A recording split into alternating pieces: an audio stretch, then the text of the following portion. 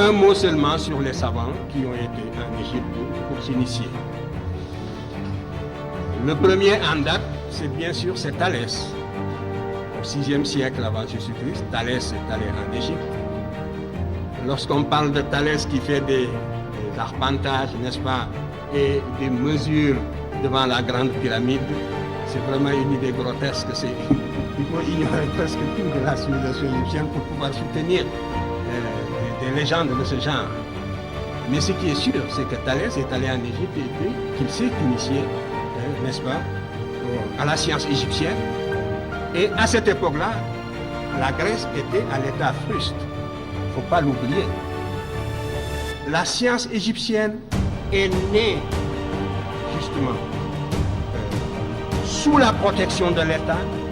Elle s'est développée au service de l'État parce qu'elle était indispensable pour la maîtrise de la nature dans la vallée du Nil. Donc la science était une tradition africaine, égyptienne. Par contre, toute la tradition grecque s'opposait à l'innovation, il ne faut pas l'oublier. Pythagore, Socrate est mort en buvant la ciguë et vous savez qu'on l'avait soupçonné tout simplement de s'écarter de la morale de la cité et d'adopter donc des idées universalistes qui risquaient de saper les bases institutionnelles de la cité grecque. La Grèce, même celle de Platon, n'a jamais dépassé le cadre d'une cité. L'Égypte avait créé, l'Afrique avait créé pour la première fois un État-territoire groupant plusieurs cités, avec des institutions particulières, avec une toute autre philosophie politique, qui s'oppose point par point à l'individualisme septentrional hérité des steppes eurasiatiques. Donc, c'est Thalès qui va d'abord en Égypte, qui s'instruit de la mathématique égyptienne et qui a introduit la géométrie en Grèce. Mais la science était une nouveauté en Grèce qui n'était pas acceptée par la religion et la tradition grecque. La société la plus intolérante de l'Antiquité jusqu'à la Révolution populaire, jusqu'au triomphe des plèbes, c'est la société grecque. Étudier les structures sociales et la répression féroce de tous les novateurs. Anaximandre a failli, Anaxagore a failli être tué. C'est parce qu'il était l'ami de Périclès. C'est Périclès qui l'a sauvé de justesse. Aristote s'est enfui, il a failli être tué. Platon s'est enfui, il a failli être tué. Socrate a été tué. Voilà la société grecque et son attitude à l'égard de ses savants. L'innovation philosophique, l'innovation scientifique, on n'en veut pas. Ce sont des notions étrangères aux structures sociales. Jusqu'à la Révolution.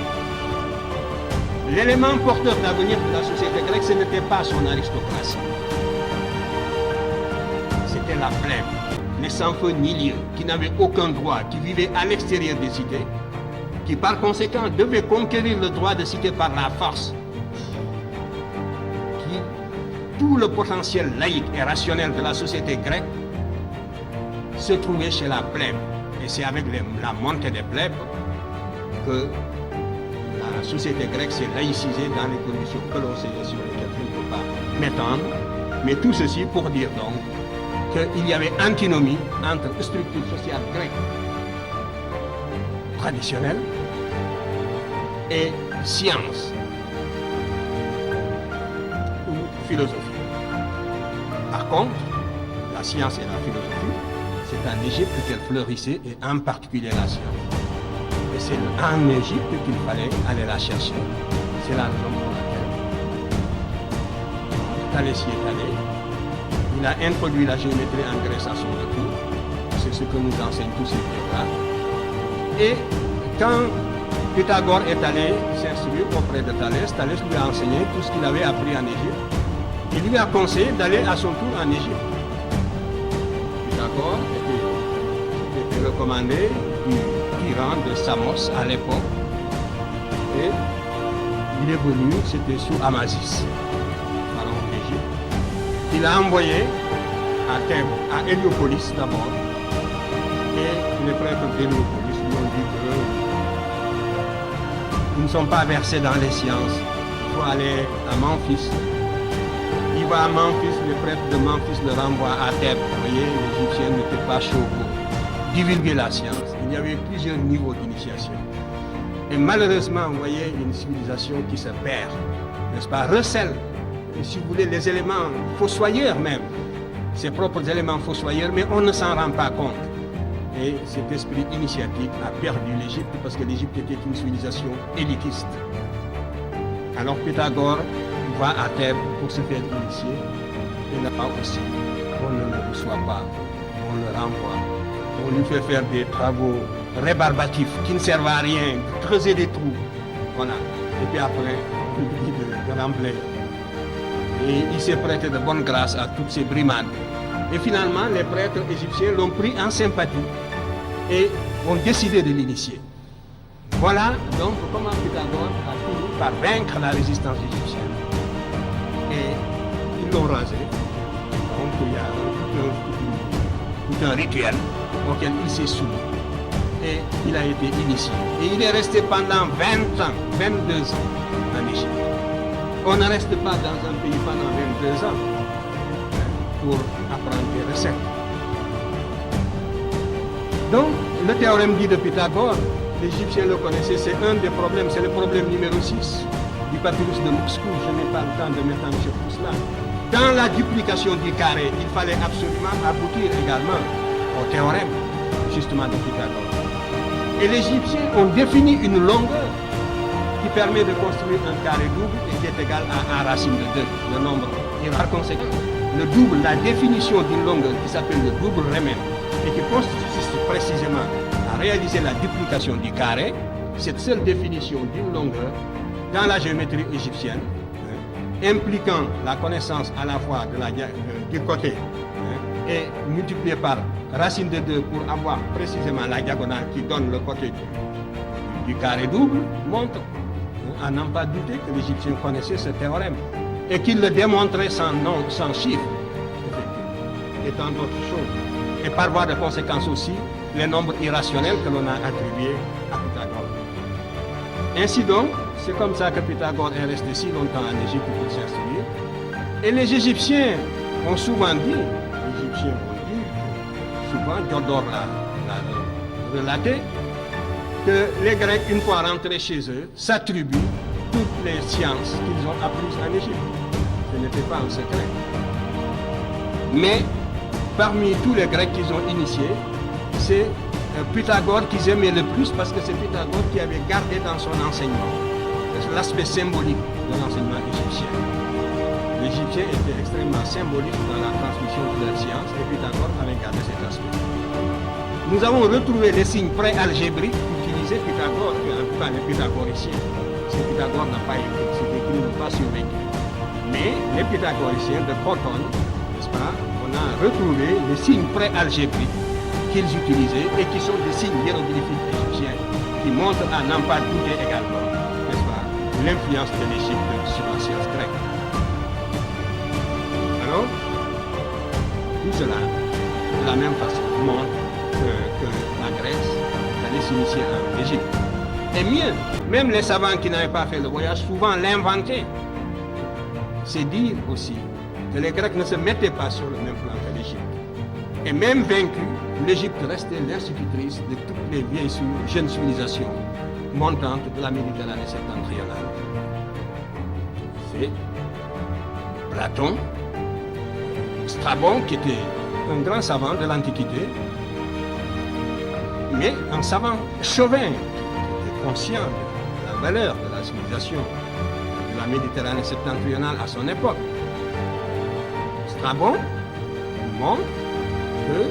relate que quand ils ont visité l'Égypte, quand il a visité l'Égypte et le Fayoum, ils étaient en groupe, on leur a montré les chambres où Platon et Eudoxe, le mathématicien, séjournaient quand ils sont venus se faire initier à la cosmogonie égyptienne d'Héliopolis.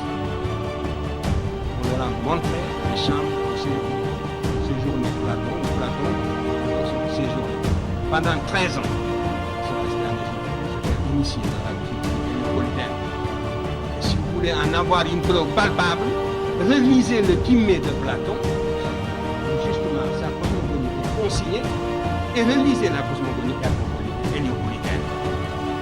Vous ne pouvez pas comprendre les lacunes et les obscurités de Platon si vous ne relisez pas, si vous ne prenez pas côte à côte, c'est pas parallèle, la cosmogonie et le Timée de Platon. Mais alors toutes les obscurités s'éclairent pour lumière singulière. C'est un peu ce que j'ai essayé de faire dans Civilisation et Barbarie. Donc, les éléments ne manquent pas pour retracer justement cette influence que l'Égypte a eue sur la Grèce en particulier et sur l'Occident d'une façon générale. Et les Latins, qui avaient moins de contact avec les Égyptiens, n'ont rien apporté aux sciences exactes. Voilà aussi une contre-preuve.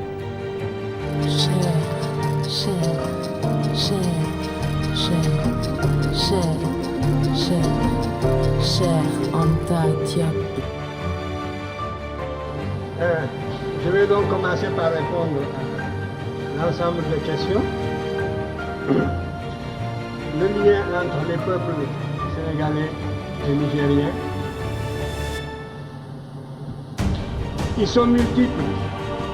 Et c'est une des justifications justement de cette recherche.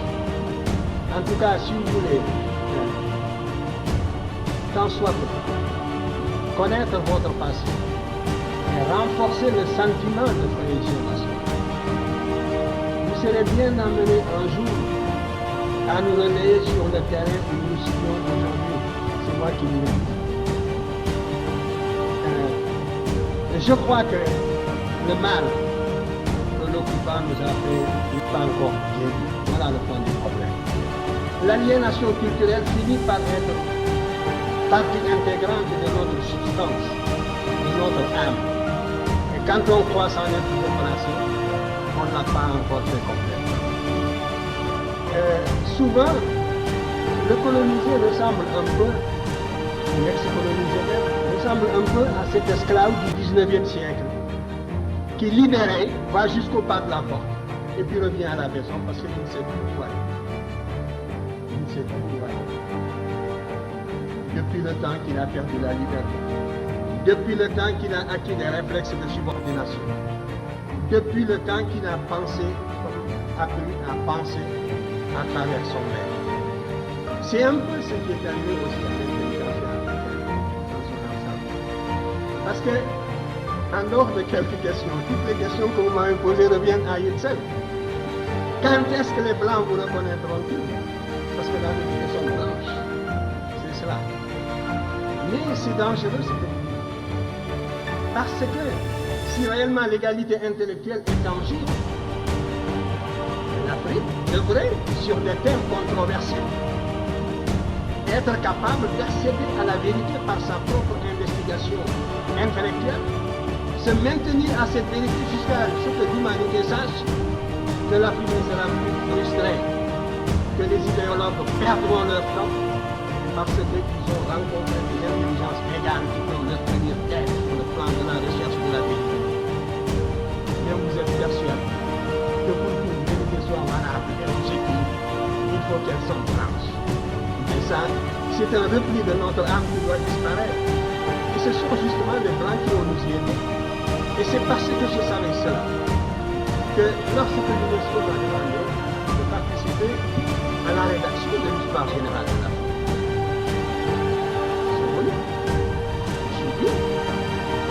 je serais bien incapable de parler la vérité, sous prétexte que nous allons écrire un ouvrage de portée internationale.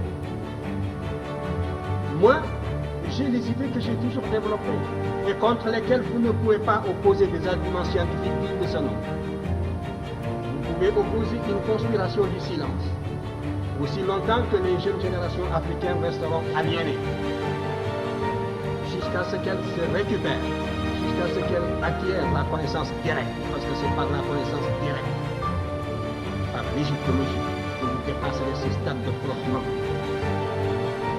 n'est-ce pas, et de somnambulisme. Alors, donc, j'ai dit que de deux choses l'une, ou bien on prépare une rencontre de niveau international. C'est ce que j'avais proposé. Réunir l'égyptologie internationale au niveau le plus élevé.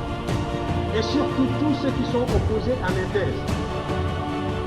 J'ai dit que du côté africain, je n'aurais besoin que de deux Africains, parce que ce sont les seuls qui à l'époque travaillaient avec moi et qui accédaient au pays égyptien par la connaissance directe.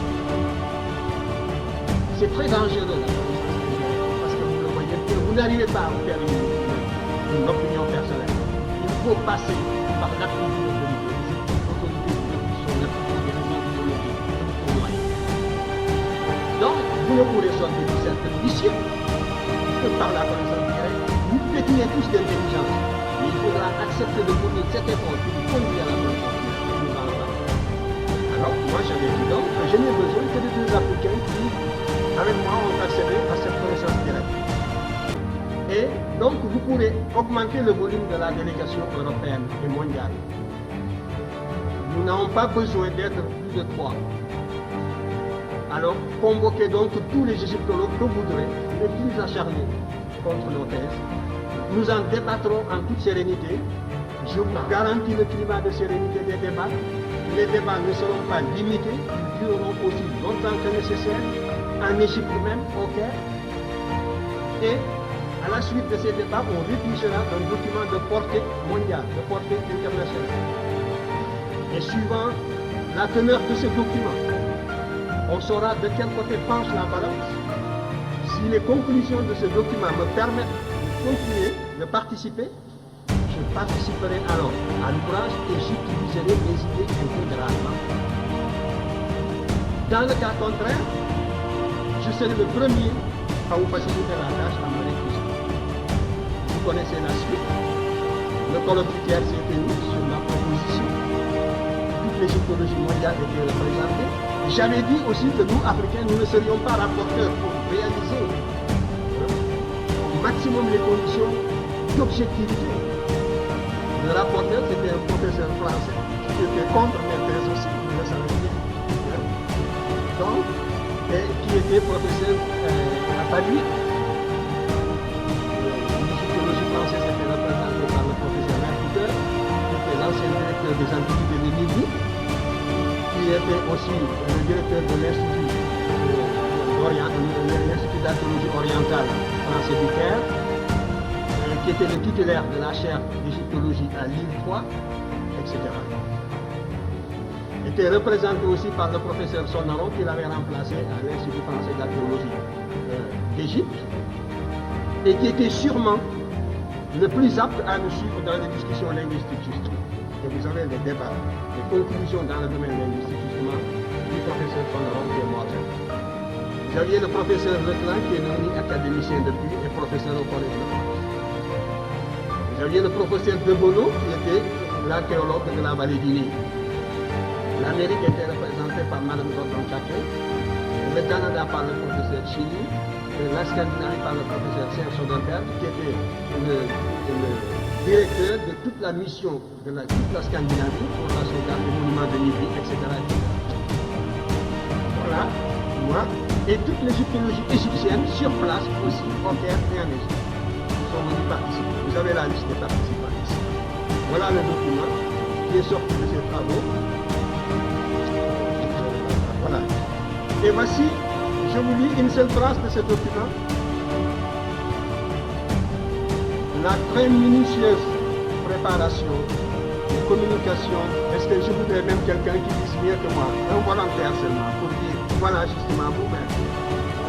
Vous allez lire.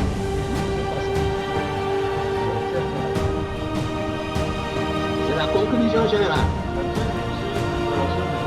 Non, lisez lentement pour que vos camarades entendent. Sinon, moi, je lis mieux que vous. Non, pas opération. Préparation et communication. Bon, attendez, je vais lire, parce que vous... Bon. Alors, je lis pour tout le monde. Voici la conclusion générale des débats du Caire. La très minutieuse préparation des communications des professeurs Cheikh Anta Diop et Obenga n'a pas eu, malgré les précisions contenues dans le document de travail préparatoire envoyé par l'UNESCO, une contrepartie toujours égale. Il s'en est suivi un réel déséquilibre dans les discussions. Cette phrase est très claire. Cela veut dire que contre toute attente, un déséquilibre s'est produit dans les débats en faveur de nos thèses.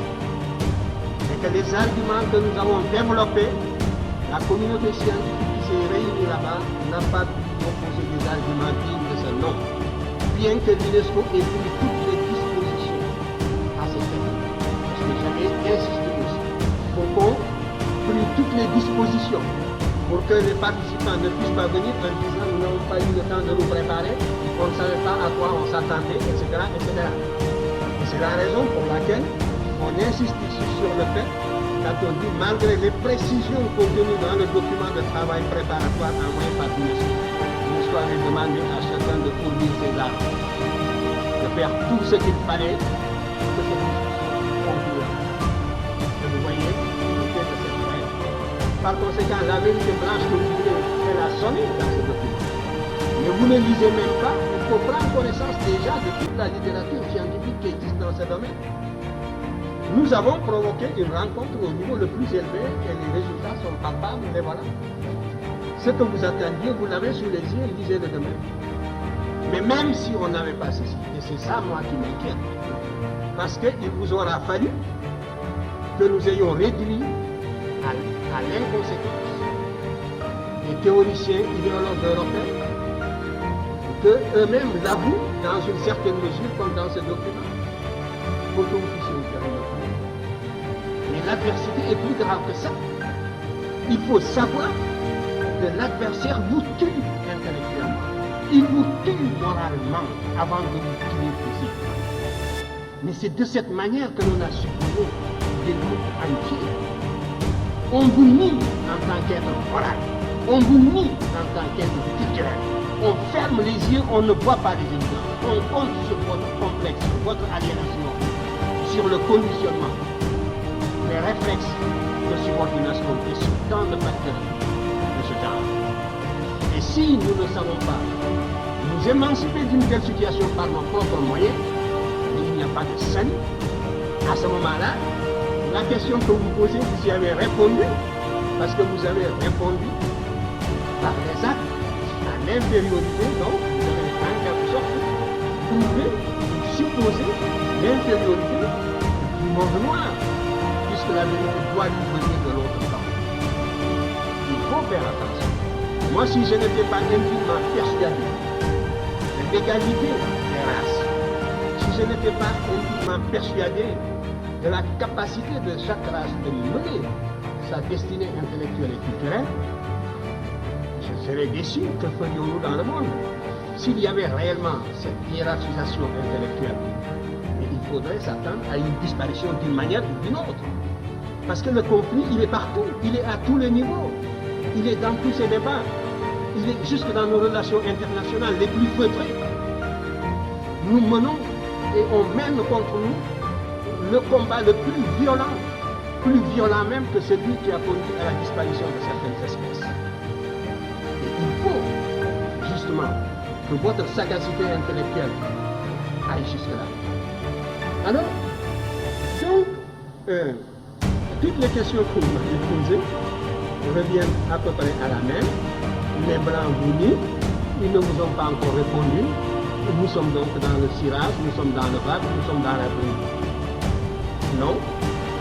Ce que j'ai dit un peu dans la préface de Obenga, c'était cela, que par la connaissance directe, l'Afrique doit être capable de saisir une vérité, de savoir qu'elle est en possession d'une vérité, quel que soit le domaine. Ce n'est pas seulement dans le domaine culturel.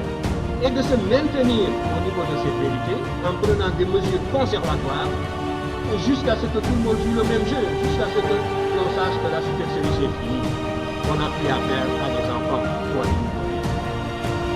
Mais c'est à la fois une réaction intellectuelle, une réaction culturelle, ça demande la mobilisation de toutes les capacités de l'être, un être, une abstraction faite de son aliénation, a les mêmes capacités que n'importe quel autre être. Alors, vous me demandez, moi je n'ai jamais, vous voyez la phrase